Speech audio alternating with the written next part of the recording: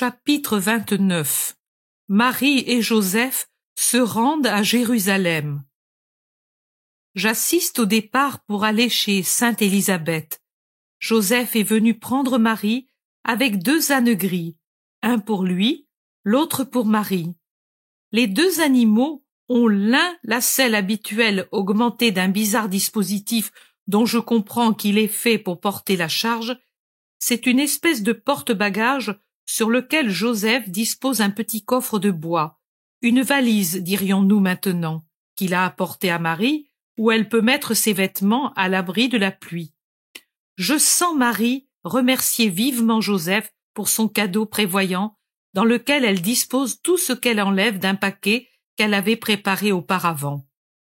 Ils ferment la porte de la maison et se mettent en route. C'est le point du jour, car je vois l'aurore qui rosit à peine l'Orient. Nazareth dort encore.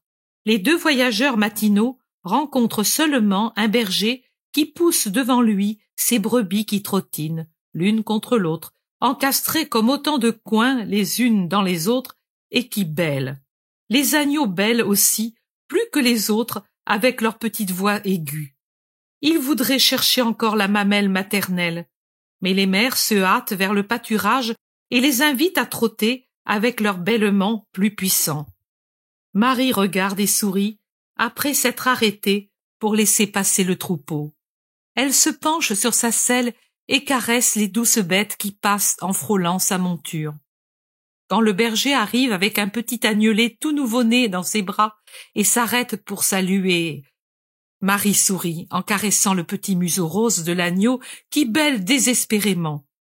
Marie dit: « Il cherche la maman. » « La voilà, la maman. Elle ne t'abandonne pas. Non, petit. » De fait, la mère brebis se frotte au berger et se dresse pour lécher sur le museau son nouveau-né.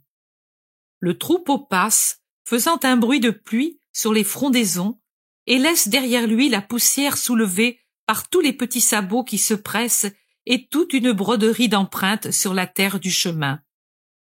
Joseph et Marie se remettent en route. Joseph a son manteau. Marie est emmitouflée dans une sorte de châle à rayures, car la matinée est très fraîche. Les voilà désormais en pleine campagne, et ils cheminent l'un près de l'autre. Ils parlent rarement. Joseph pense à ses affaires, et Marie suit ses pensées, et recueillie comme elle l'est en ses pensées, elle leur sourit et sourit aux choses qui l'entourent. Parfois elle regarde Joseph, et un voile de tristesse lui assombrit le visage. Puis le sourire revient même quand elle regarde son époux attentif, qui parle peu et n'ouvre la bouche que pour demander à Marie si elle est bien commode et si elle n'a besoin de rien. Maintenant les routes sont fréquentées par d'autres personnes, spécialement au voisinage de quelques pays ou dans la traversée. Mais les 2 ne s'intéressent pas aux personnes rencontrées. Ils vont sur leur monture qui trotte avec un grand bruit de grelots et ne s'arrêtent qu'une fois, à l'ombre d'un bosquet, pour manger un peu de pain avec des olives et boire à une source dont l'eau descend d'une petite grotte. Ils doivent s'arrêter une seconde fois pour se mettre à l'abri d'une averse violente qui tombe d'un nuage très obscur. Ils se sont mis à l'abri de la colline sous la saillie d'un rocher qui les protège du plus gros de la pluie. Mais Joseph veut absolument que Marie prenne son manteau de laine imperméable sur lequel l'eau coule sans le mouiller.